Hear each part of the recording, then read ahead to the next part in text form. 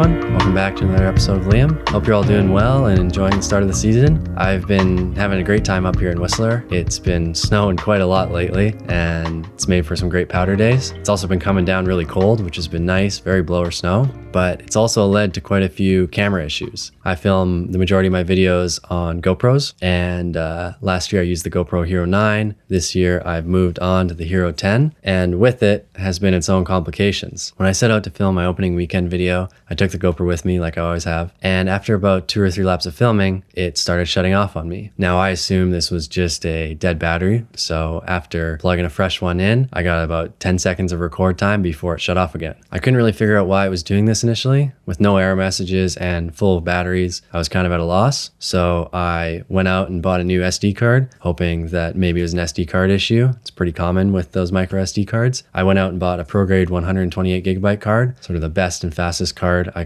could find. I also tried some different firmwares. I tried the beta firmware, and now recently they've released the 1.2 firmware that I've upgraded to. Although the new firmware is now much more stable and the SD card is a freaking ripper, I was still having shutoff issues. Fortunately, with that new firmware, now I was getting an error message upon restarting the GoPro that the batteries were too low. Well, the batteries were at 90 or 100%. I can plug a piping hot battery in there, and the camera still shuts off within 10 or 15 seconds. So what this has led me to believe is that the issue comes when the camera itself gets too cold. It seems like it's a camera temperature issue. And I think the GP2 processor is much worse at handling these colder temperatures. It might have a lot more draw on the GoPro. I don't know. This is not very scientific. This is just the difference between the 9 to the 10 and the issues I've been experiencing with, the batteries being the same, SD cards being the same. Only real big change with the new GoPro is that new GP2. So I'm assuming it's coming from that processor. Now, I was out on Peak Chair the other day and I managed to film the entire day without having any shutoff issues. And I'm going to tell you how I did that.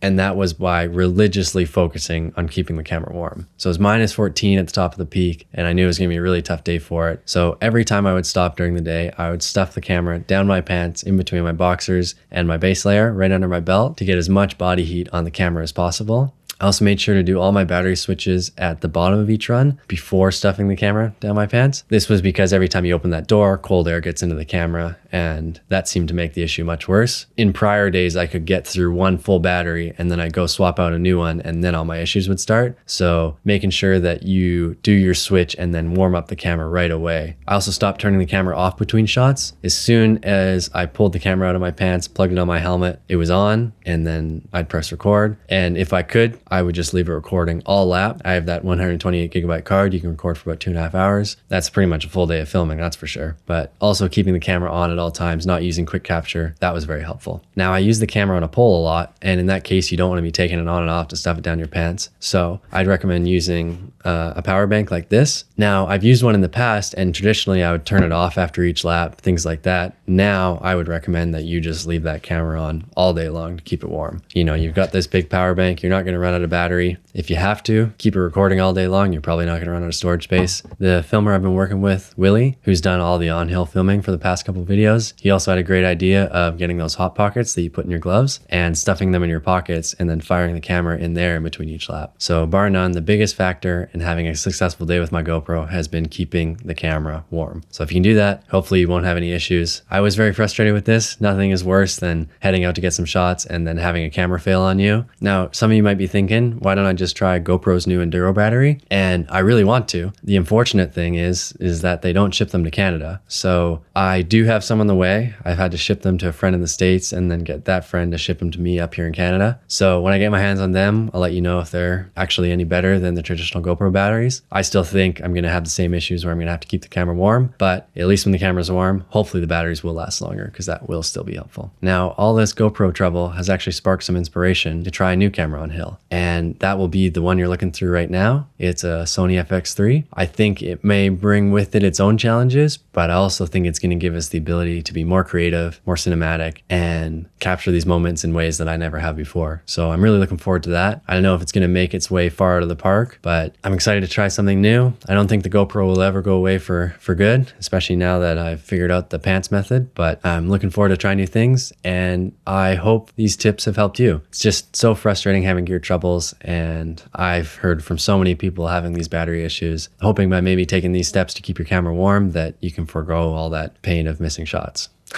We're headed out to film that video with the Sony FX3 tomorrow, and you can look forward to seeing that in a couple weeks. As always, if you have any questions, either about snowboarding or camera gear, please feel free to leave them in the comments. I'll answer them in next week's video. And I think that's it for me. So thank you all for tuning in. If you enjoyed your time here, please consider subscribing, and I'll see you next week.